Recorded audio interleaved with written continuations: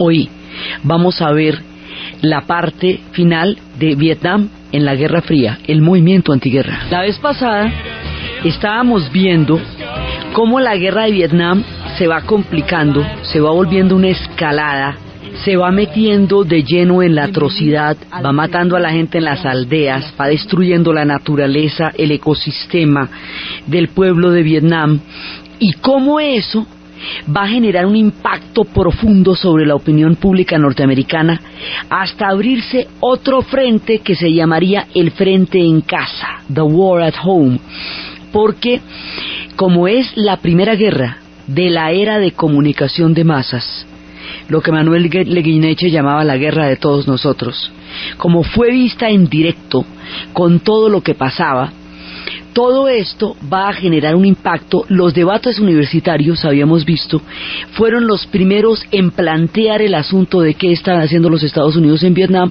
a través de discusiones entre partidarios y disidentes que crearan un debate en la noche en las universidades para que la gente se hiciera una idea de lo que estaba pasando allá.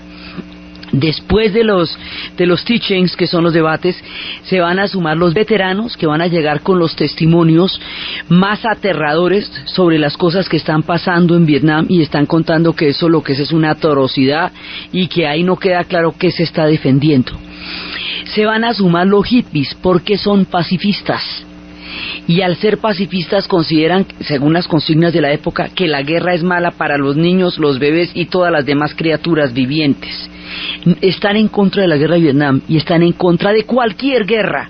Consideran que la guerra no es la manera de resolver las acciones humanas. Eso es una parte fundamental de la utopía, porque la utopía de los años 60 era una utopía del pacifismo. Se van juntando las comunidades negras que habíamos visto, que no consideran que esa sea su guerra y ya los han engañado muchas veces con mandarlos a las guerras y después no cambiar, no alterar su situación de discriminación y de oprobio dentro de la sociedad norteamericana. Entonces, sumando, aquí se va a formar un movimiento para parar la guerra del Vietnam. Y ese movimiento va a ir creciendo hasta poner 1 millón de personas marchando a Washington. Está compuesto por una cantidad de grupos que habían empezado reivindicaciones particulares, pero que a partir de la guerra del Vietnam se cohesionan, se unifican sobre un objetivo común y se dan a la tarea de movilizarse para parar la guerra del Vietnam. El método será la no violencia de Martin Luther King. Fue el movimiento por los derechos civiles el que impuso el patrón ético y el método en el cual se van a movilizar. Como quieren acabar con la guerra, serán pacifistas. La forma será la democracia participativa de los estudiantes por una sociedad democrática, las revueltas de Berkeley. Es decir, esto no es a través de comités, sino es a través de movilizaciones. La gente se representa a sí misma y todo el mundo va directamente a las movilizaciones. Esto hace que las marchas sean terriblemente ágiles y se puedan hacer en minutos, porque todo el mundo está en una situación de convocatoria. Y se van sumando los grupos y cada vez se va radicalizando más y cada vez se van politizando más. Las canciones de la época son canciones de protesta, canciones de movilización y canciones contra la guerra del Vietnam. Específicamente, el Festival de Woodstock va a ser un manifiesto contra la guerra del Vietnam. Va a ser, por un lado, una utopía, o sea, la nación de Woodstock es porque ese festival va a ser una manera de demostrar que si ellos quieren vivir en sociedades tolerantes, con paz, amor y donde todo el mundo pueda ser diferente y tenga derecho a ser diferente, ellos tienen que poderlo probar. Por eso hicieron el Festival de Woodstock. En el Festival de Woodstock, en agosto del 69, hubo una canción que se convirtió en el himno del movimiento antiguerra y que va a ser uno de los, digamos, de los íconos del momento. La cantaba Country Joe Fish y se llama algo así como me siento como si me fuera a morir como un trapo. I feel like I'm fixing to die a rag. Well, come on, all you big strong men. Uncle Sam needs your help again. Got himself in a terrible jam way down yonder in Vietnam. Put down your books and pick up a gun. We're gonna have a whole lot of fun. And it's 1, 2, 3. What are we fighting for?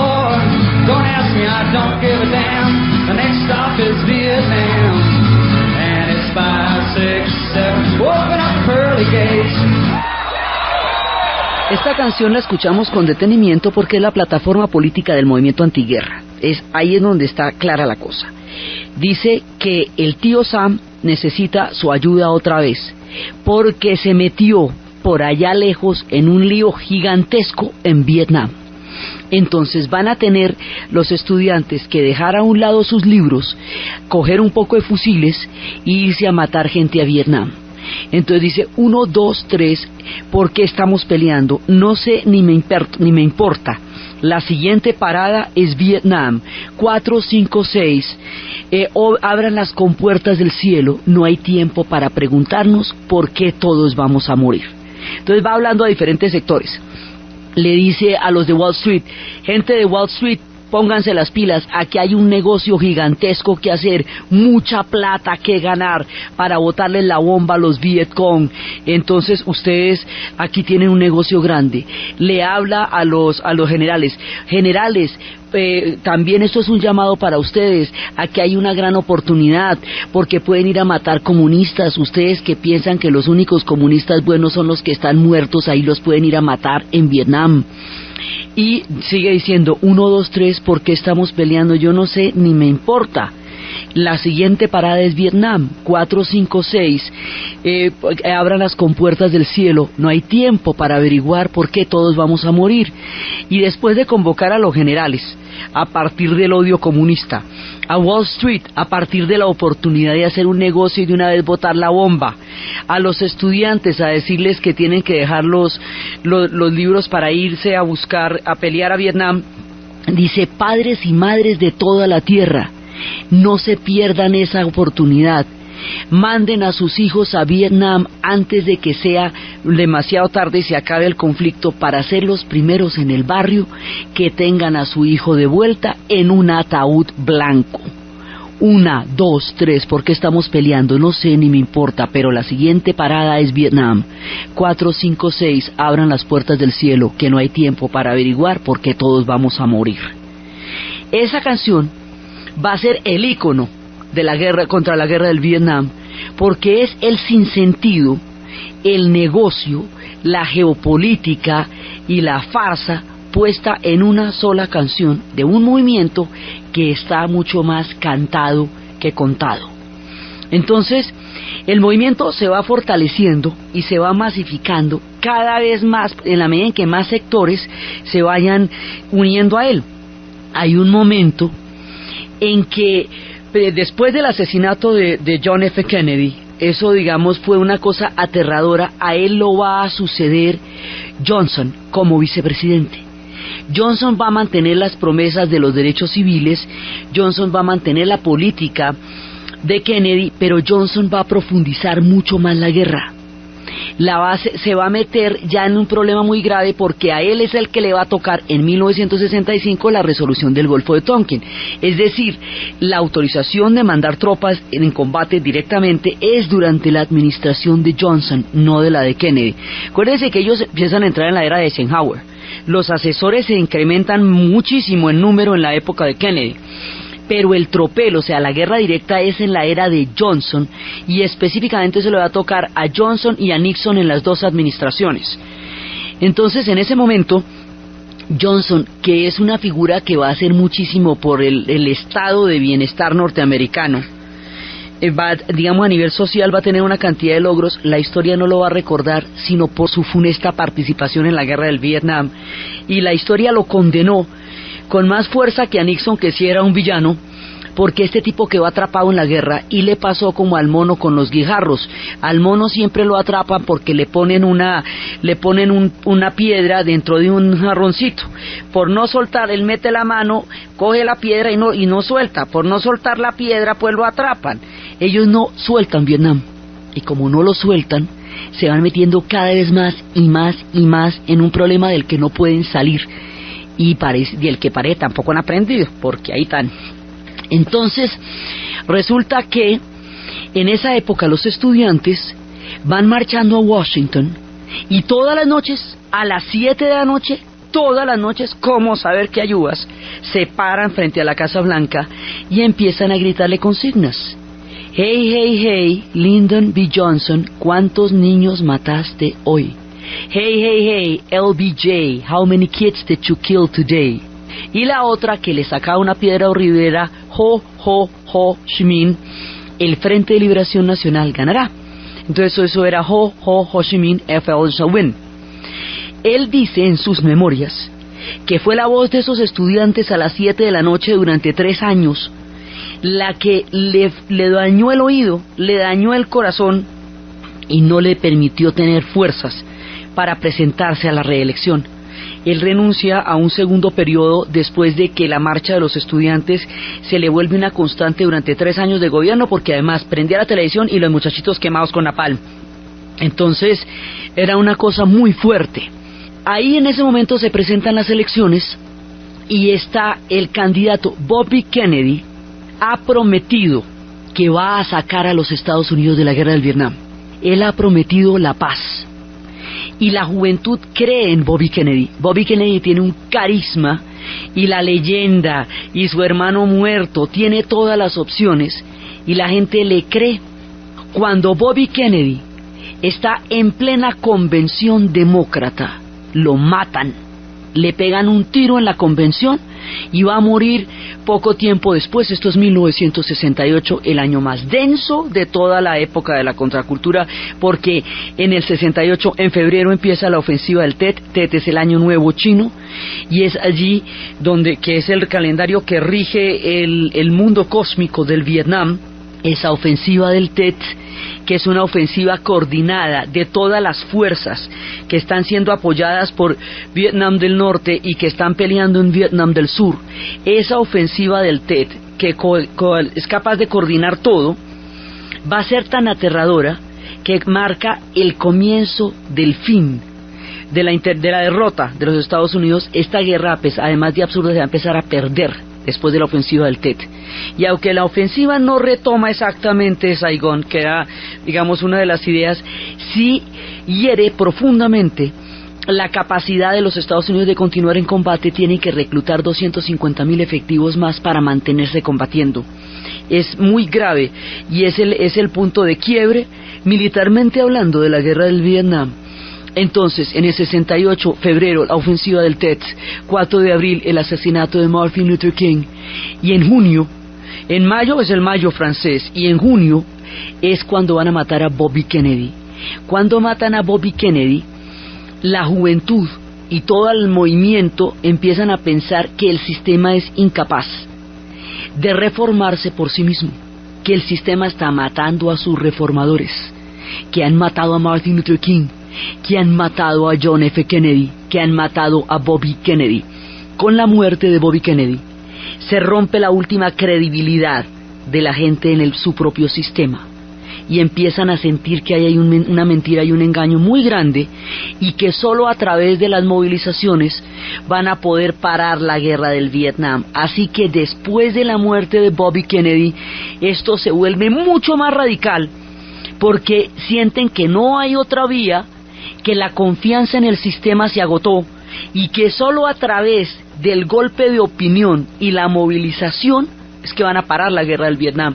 Ahí se empieza a partir la sociedad norteamericana por la mitad, y queda tan dividida como no lo estuvo de la guerra de secesión americana. Lo que pasa es que es una división política, pero profunda.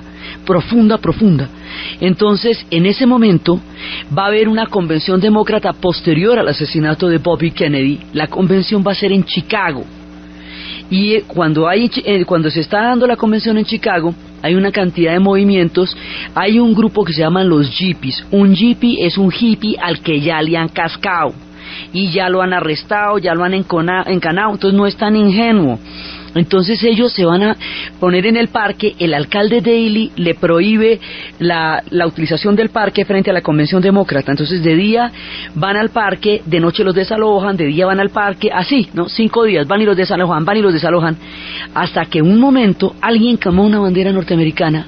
La policía se volvió loca y arrancó a atacar a toda la gente, muchos de los cuales eran periodistas, que habían ido a cubrir la convención y que estaban en el parque. Atacaron indiscriminadamente a toda la gente que estaba en ese momento en la manifestación. Aquí ya había habido toda una lucha de los hippies tenían una manera de expresar la política a través del ridículo.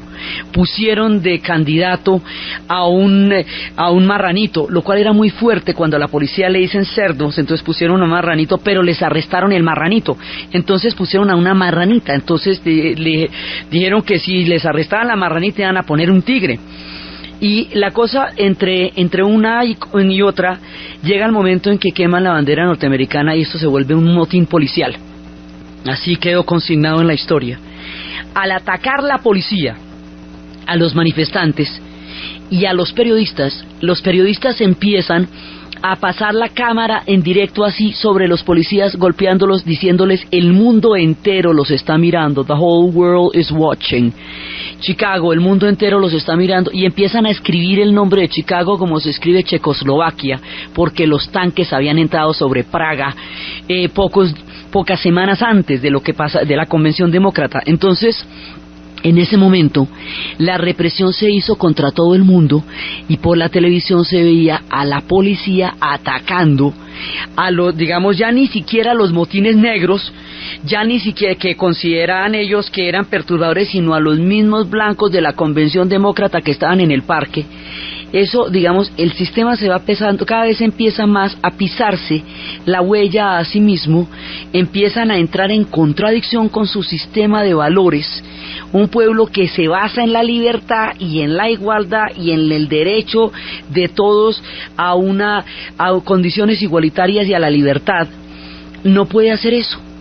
Esta contradicción, este contrasentido, lo va a representar, lo va a cantar un grupo que se llama Crosby, Stills, Nash & Young, en una canción dedicada precisamente a este episodio que se llama Chicago. La canción habla del juicio que se les haría a partir de los sucesos de Chicago. Se hizo un juicio contra los protagonistas de la contracultura, como un juicio contra una generación. Acusándolos, mejor dicho, acusándolos, les salieron a deber por haber sido golpeados. A ese juicio es esta canción. Y en ese juicio estaban Bobby Seale por las Panteras Negras, estaban Dave Dillinger por los veteranos de la guerra, del movimiento antiguerra, estaban todos los líderes de los diferentes movimientos que encabezaban la contracultura, y era un juicio lleno de nulidades. Entonces a Bobby Seale, que era el de las Panteras Negras, le taparon la boca con una... Primero él empezó a decir libertad para el pueblo, que en cada vez que se daba el juicio, hasta que lo encadenaron y lo amordazaron para que no hablara más. Entonces dice: usted nace en una tierra donde nacen cadenas y lo amordazan y lo encadenan a una silla. En una tierra que se conoce como la tierra de la libertad, ¿cómo puede ser posible esto? Que a sus hermanos le hagan esto. Entonces empieza a decir: por favor, venga a Chicago para dar un paseo.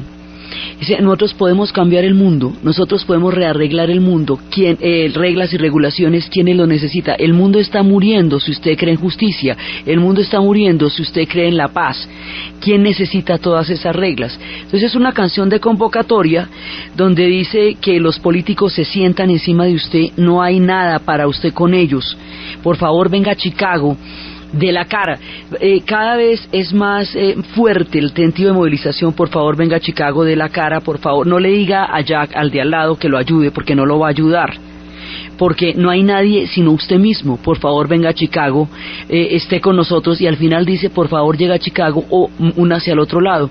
Entonces, es hablando a lo que estaba pasando. La canción también la dedican al alcalde Daley, que fue el que les prohibió las manifestaciones. Entonces Chicago habla de cómo ellos están pisoteando sus propios valores y su propio sistema legal, están encadenando a la gente, están haciendo juicios amañados, y que hay que venir a Chicago por lo que pueda pasar. Esa es una. También el movimiento va a llegar, las universidades se van a ver cada vez más y más y más y más comprometidas con el movimiento antiguerra, y va a pasar una cosa gravísima. Ya hubo cierres en Columbia, se militarizó Columbia, pero va a haber un incidente de extrema gravedad ya en el 72, que es cuando 4 estudiantes de la Universidad de Kent, en el estado de Ohio, fueron asesinados por la Guardia Nacional. Ohio se llama la canción que en la que hablan Crosby, Stills, Nash & Young de lo que pasó con los 4 estudiantes asesinados. En las universidades gringas no se usa matar estudiantes, es pésimamente mal visto. Entonces esto produjo una reacción muy brava en contra de lo que estaba pasando, porque son la gente protestando. Las universidades gringas son las universidades donde se educa la élite del mundo. Cuando la Guardia Nacional está matando a sus propios estudiantes universitarios, esto es de una gravedad extrema, y eso es lo que van cantando en la canción de Ohio. Soldados de latón y Nixon está llegando. Este verano yo escucho el latido, 4 muertos en Ohio. Ya hay que darnos cuenta de lo que está pasando. Estamos finalmente solos. Los soldados nos están matando. Tenemos que darnos cuenta de eso. ¿Qué pasa si tú la conocías y la viste muerta en el pasto? ¿Cómo puedes huir cuando tú sabías? Se refieren a esta foto que recorrió el mundo también, de una mujer, de una estudiante llorando sobre el cadáver de un compañero muerto en el césped en la Universidad de Kent, en Ohio. 4 muertos en Ohio. Es lo que repiten permanentemente. Entonces aquí van pasando una serie de cosas cada vez más graves. Los mitines en las universidades, ya los muertos en Ohio. Por un lado, la derrota militar que empieza a presentarse a partir del momento de la ofensiva del Tet. Entonces la guerra no solamente no tiene sentido, sino que se está perdiendo. En 1971 publican los papeles del Pentágono, y los papeles del Pentágono son un caso impresionante de un tipo del FBI que se encuentra con la prueba de que su gobierno mintió y utilizó toda clase de artimañas y creó escenarios para meterse en esa guerra, y empieza a luchar contra su conciencia acerca del juramento que ha hecho de lealtad a su país, pero el compromiso ético que tiene frente a su propio pueblo. Este dilema de Thoreau entre la ley moral y la ley contractual, y prima la ley moral, y él hace llegar los papeles a la prensa los publica, y la opinión pública norteamericana ratifica lo que ya sabía, que esa guerra estaba basada en mentiras y que les habían echado un poco de cuentos chinos para poderlos meter allá. Esto va a ser terrible. Luego vienen las reacciones del teniente Cali, que dice, cuando se comprueba que en la aldea de Songmi hubo una orden de matar a los niños abriéndoles el vientre con bayonetas, y cuando a él le preguntan por qué, él ni siquiera entiende qué hizo de mal, si eran los enemigos. Entonces, él, mejor dicho, en sus declaraciones no hay ningún asomo ni de remordimiento ni de conciencia de atrocidad, y esto revela el grado de locura en el que esta guerra ya está, que a un teniente le parece que eso es parte de lo que tiene que hacer, de su deber como soldado. Entonces dicen, este hombre ya está rayado de toda rayadez con el juicio. Y después Curtis LeMay, uno de los altos oficiales generales en ese momento de Estados Unidos, le preguntan que cuál es la estrategia de los Estados Unidos en Vietnam, y el tipo va y contesta que la estrategia de los Estados Unidos en Vietnam es devolverlos a la edad de piedra. Y ahí sí, entonces imagínense, ¿qué es eso? A ver, ¿qué es eso? Entonces lo que estaban haciendo era bombardeándolos para devolverlos a la edad de piedra, es decir, matar toda la vida ya. Hay un momento en que, mejor dicho, la guerra queda planteada en los términos en que para ganarla tienen que borrar a Vietnam del mapa. O sea, tienen que desaparecer el pueblo de Vietnam. Y esto sí se resulta absolutamente inadmisible, sobre todo en nombre de la libertad. Ahí sí, mejor dicho, el cuento se cae por el peso de la atrocidad, cuando las justificaciones cada vez son más irracionales, más crueles, más brutales, hasta que llegan a un punto como estas declaraciones, retrocederlos a la edad de piedra. Entonces, en ese momento, el grado de presión y de las movilizaciones va a ser tan supremamente grande que ya remueve el mismo piso político de la Casa Blanca.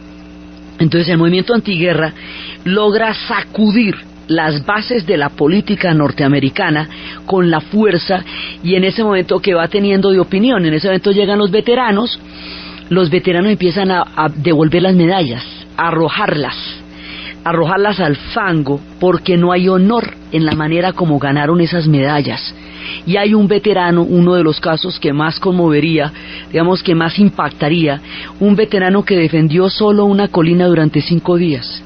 Él dice que él se tomó un ácido de mala calidad, que ese ácido de mala calidad le produjo un episodio psicótico, que él agarró a disparar a todo lo que se moviera, y cuando se le pasó el efecto, había defendido la colina solo, que él no puede ser condecorado por una mala calidad en el ácido, que no había ningún amor hacia su patria en lo que hizo, y que él no va a participar de esa farsa de ninguna manera, y bota la medalla al fango. Esto va a ser fuertísimo, porque los veteranos empiezan a decir que no hay ni honor, ni orgullo, ni nada noble ni bueno que defender en esa guerra en la que están metidos en Vietnam. Entonces, aquí las cosas se van complicando, empiezan las deserciones masivas. Entonces, todos los movimientos de las comunas que habían salido a partir del momento que surge el hipismo y después de que Haight-Ashbury, el epicentro del origen del hipismo en el acto del verano del amor, después de que un año después declaran ilegal el ácido y se disuelve el evento que tuvo lugar en Haight-Ashbury, los hippies, que ya no pueden volver a su casa porque ya tiraron las puertas y quemaron las naves, van a ser comunas. Esas comunas van a tener redes de apoyo, redes médicas, de panaderías, de laboratorios, que van a conformar un mundo paralelo al mundo del sistema. Ese mundo paralelo es la contracultura. Por ahí van a empezar a aparecer los chicos que van a ir a Canadá para desertar y no ir a pelear en Vietnam.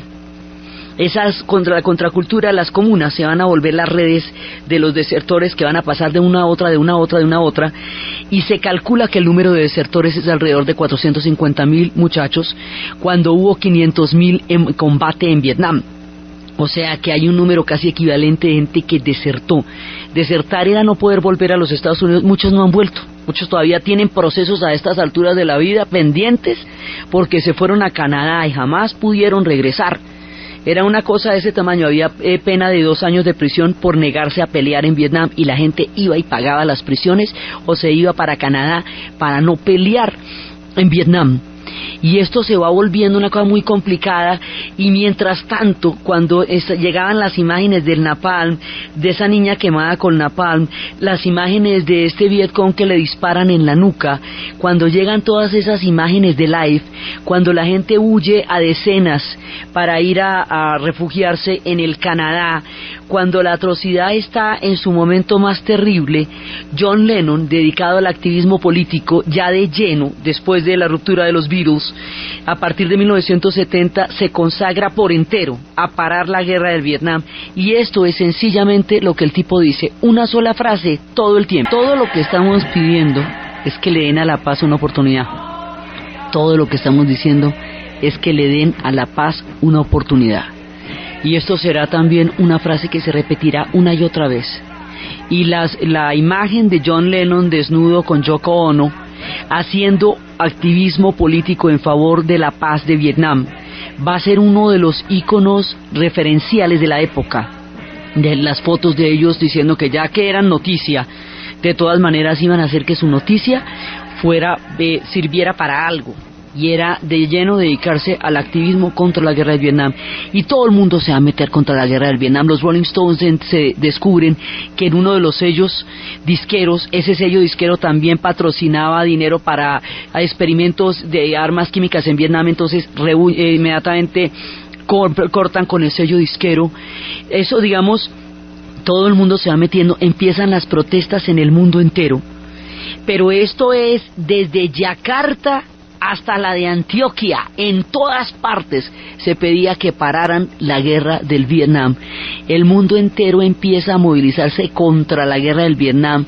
En todas partes hay manifestaciones cuando se descubre que la Bayer toma parte en los armamentos químicos, que la Dow Chemical está metido. Cada vez que se descubre quiénes están haciendo los armamentos químicos, es más y más aterrador el impacto de opinión pública. Y los periodistas independientes están permanentemente revelando el carácter tan atroz que esta guerra está teniendo, y la resonancia es gigantesca, y Bob Dylan nos está diciendo ya desde hace mucho tiempo que cuánta gente más tiene que morir para que nos demos cuenta que mucha gente ha muerto y que la respuesta parece ser soplar en el viento. Entonces, eso es lo que está pasando en los Estados Unidos. Están los veteranos, las marchas a Washington, el cisma político que se está generando, el movimiento antiguerra en su punto más álgido. Digamos, esto llega a un momento en que ya es insostenible desde el punto de vista de la administración de Nixon. Nixon además llega a la presidencia prometiendo llevar la paz y terminar con la guerra, y resulta que la va a extender esas a Camboya. ¿Y por qué la va a extender hasta Camboya? Porque resulta que la ruta Ho Chi Minh, Vietnam es un país muy delgadito. Entonces la ruta Ho Chi Minh a veces tenía extensiones en Camboya y a veces tenía extensiones en Laos. Al permitir los cambodianos que los norvietnamitas utilizaran parte de su territorio para la ruta, entonces inmediatamente los Estados Unidos los involucra en ese momento en la guerra, y va a bombardear Camboya sin comerlo ni beberlo, porque le va a tocar, y lo mismo, le toca napalm, le toca ente naranja, todas las barbaridades que le van a atacar, y muchas otras que Camboya vivirá ya no por cuenta de este conflicto, sino de pesadillas posteriores. Entonces a Camboya le toca su pedazo de la guerra. El pueblo camboyano le va a tocar también, pero al meter la guerra a Camboya y al extenderla, lo que pasa es que los Vietcong, la gente del norte de Vietnam, va a controlar el 80% del territorio en 2 semanas. Entonces esta maniobra, que complica más porque hunde al sudeste asiático más en todo el conflicto, lo esparce hacia Laos y lo esparce hacia Camboya, pero además lo siguen perdiendo, o sea, no tienen control tampoco.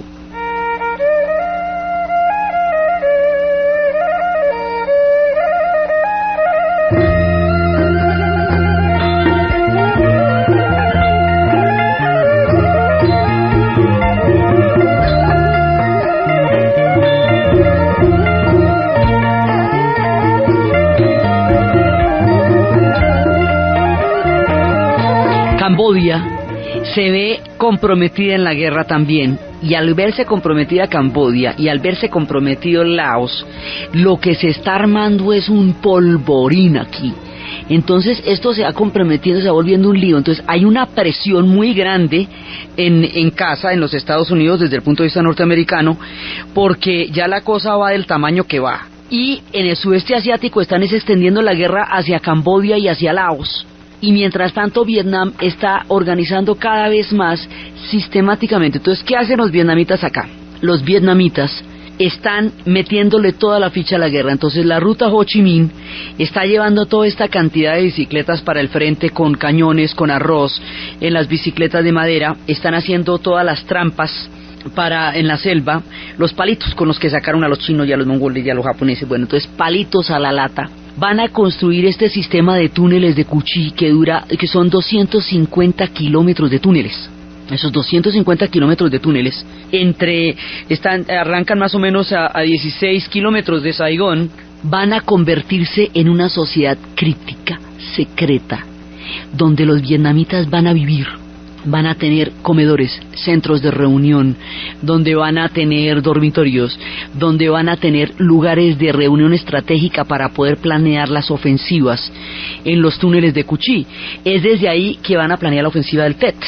La ofensiva del Tet está planeada rigurosamente según el instante cósmico en que cambia el año del mono por el año de la cabra, y ahí en ese momento, porque ellos son pueblos del Tao, y el Tao está organizado a partir de instantes cósmicos que, si bien son efímeros por la condición del instante, dejan huellas duraderas en el espectro del cosmos, y es a partir de este espectro del cosmos y de este instante en el cambio del año que ellos planean el momento astral para la ofensiva, y la ofensiva resulta siendo efectivamente el punto de quiebre y el comienzo de la derrota militar de los norteamericanos. Entonces lo que están haciendo los vietnamitas es intensificando toda la capacidad de lucha que tienen hasta sacarlos de allá. Entonces, en el frente doméstico, Estados Unidos pierde una guerra a nivel político con una derrota de impacto de opinión pública como nunca antes se había visto. Pero en el terreno militar, en cambio, también, porque los vietnamitas les están dando con todos los hierros y se están defendiendo de una manera inimaginable. En un momento dado, estar en una trampa en Vietnam y en una trampa en su propia casa, y todo el marco referencial de la Guerra Fría, que es la razón por la cual se meten allá, empieza a desdibujarse con el tamaño del conflicto en el que se meten, y no entienden en última vez qué están haciendo allá. Entonces, si lo sueltan, se vuelve comunista, pero se metieron ahí para evitar que se volviera comunista, y lo que están es destruyendo ese país. Entonces hay un punto, digamos, de no retorno, y Vietnam intensifica la guerra con todos los hierros. La Unión Soviética, ya cuando toca meterle artillería pesada, la Unión Soviética crea una fortaleza de fuego antiaéreo inexpugnable en el puente que comunica Hanoi. Hanoi está dividido en dos por un puente sobre el inmenso río Rojo. Cuando se necesitaba una cosa esa ya sumamente seria, entonces los soviéticos metían una inexpugnable cantidad de batería antiaérea. El país va a quedar completamente minado, totalmente minado.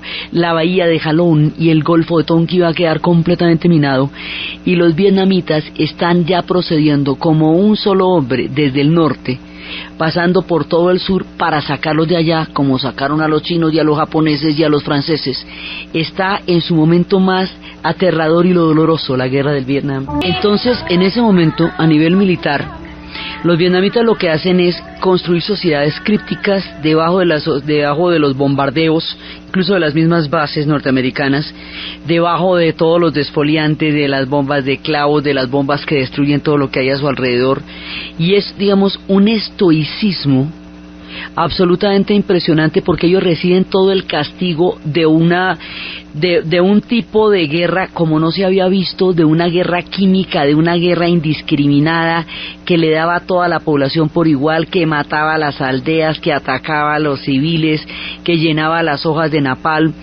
Y ellos, cuando empiezan los bombardeos, el ejército de los vietnamitas del norte, ellos se llaman a sí mismos vietnamitas del norte, los norteamericanos los llaman Viet Cong, que significa vietnamita comunista, eso ya lo habíamos mencionado antes. Entonces, cuando empiezan, el ejército de los norvietnamitas, que está luchando en el sur, está compuesto por 250,000 hombres.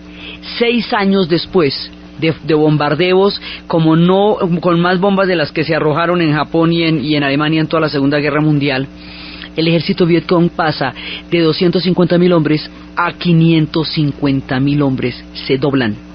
Entonces, entre más grave es el fuego, más poderosa la resistencia, más bravos los ataques, y después del test ya se pueden coordinar, y ya muestran que se pueden coordinar. Solamente hay un punto que es muy difícil de tomar, que es Da Nang, porque Da Nang es la base más grande de los Estados Unidos en Vietnam, porque es por allí que entraron.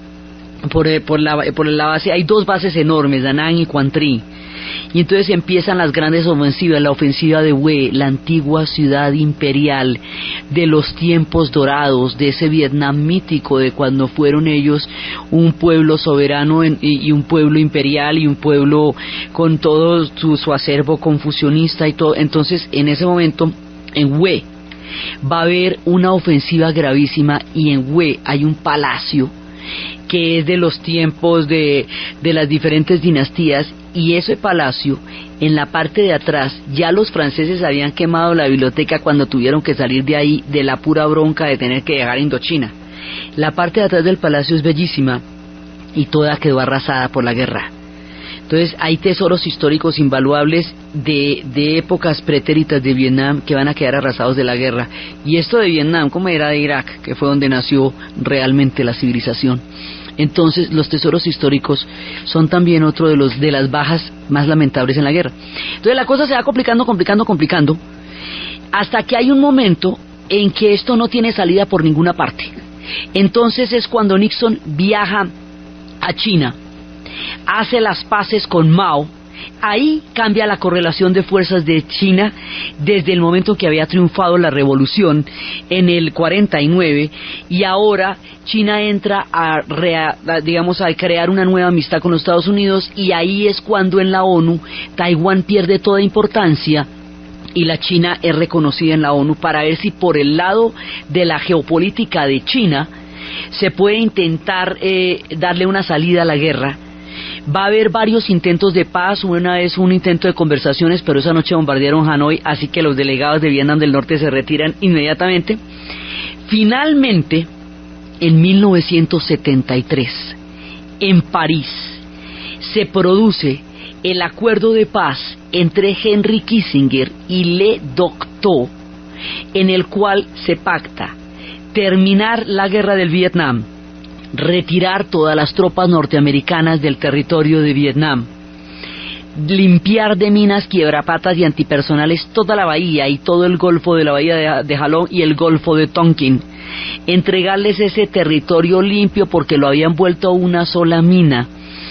Y con eso termina esta conflagración tan impresionante. 50.000 norteamericanos morirán en la guerra del Vietnam y 3 millones de vietnamitas.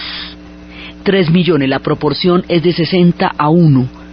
Y el pueblo de Vietnam va a quedar muy herido después de esta guerra. Tendrá tiempos muy difíciles, un embargo que va a durar desde 1973 hasta 1996, en que Bill Clinton le levantará el embargo económico a Vietnam. Vietnam después reunificará el país. La parte norte se tomará la parte sur, Saigón caerá por segunda vez, se reunificará alrededor de la capital Hanoi, la ciudad de Saigón será rebautizada ciudad Ho Chi Minh, y luego invadirán a Camboya para que el régimen de Pol Pot, que mató 3 millones de camboyanos en 3 años, no destruya a toda la Indochina. Vietnam tendrá un largo camino hasta convertirse en una nación que ha superado todos estos conflictos y que hoy es una nación próspera, en paz con su propia historia y en pleno crecimiento y en pleno desarrollo. Ganaron la guerra, con un dolor impresionante, pero la ganaron. Estados Unidos seguirá metido mucho tiempo más en la Guerra Fría. El sudeste asiático, donde se intentó impedir el comunismo, todo se volvió comunista, porque al meter a toda la región ahí, pues entonces Vietnam quedó comunista, Laos quedó comunista, Camboya quedó comunista. Todo aquello que se trató de evitar fue lo que se precipitó. Estados Unidos quedó con una herida histórica que no terminó de sanar, y por eso cantidades de miniseries, cantidades desde MASH, que era una crítica a Vietnam disfrazada de Corea, desde Misión del Deber, donde tocaba la canción de Painting Black de los Rolling Stones, todas las miniseries y todas las películas para tratar de exorcizar un fantasma que los hirió absolutamente en su conciencia histórica, que incluso hoy, cuando Vietnam está abierto al mundo y al turismo, los veteranos norteamericanos van como una peregrinación kármica hacia la tierra donde infligieron y tuvieron tanto sufrimiento, a ponerse en paz con los terribles espíritus que alborotaron en esas tierras selváticas, mientras el pueblo vietnamita los contempla, ya habiendo terminado los años de la pesadilla. Entonces la Guerra Fría continuará. Este es un episodio de la Guerra Fría, pero se van a formar los espías, se van a formar todos los puntos de espionaje y contraespionaje, los organismos secretos, los organismos de seguridad, todo lo que es la parte de la guerra de los espías va a continuar. Los conflictos se sucederán en otras geografías. El de Vietnam fue el más conocido de todos, pero no fue el único. El Medio Oriente se va a calentar en la Guerra Fría y se va a volver parte, con su propio polvorín, del ya explosivo clima que está ardiendo el planeta a pedazos en este larguísimo conflicto que fue la Guerra Fría. Entonces nosotros vamos para el Medio Oriente y vamos para el momento de los espías en nuestro relato de la Guerra Fría, pero el paso por Vietnam era obligatorio, necesario, y era importante detenerse porque es uno de los episodios más álgidos y más complejos de toda la historia de la Guerra Fría. Entonces, desde los espacios del movimiento antiguerra, del hip escapismo de Bob Dylan, de John Lennon, de la ofensiva del Tet, de los túneles de Cauchy, del estoicismo impresionante del pueblo de Vietnam, de la conciencia histórica de una generación que se movilizó en los Estados Unidos para darle a entender al mundo la atrocidad de los periodistas que cubrieron esto, del mundo entero que estuvo en contra de la guerra del Vietnam, de las lecciones históricas que aún faltan por entender de estos sucesos. En la narración Diana Uribe, en la producción Jessy Rodríguez, y para ustedes feliz domingo.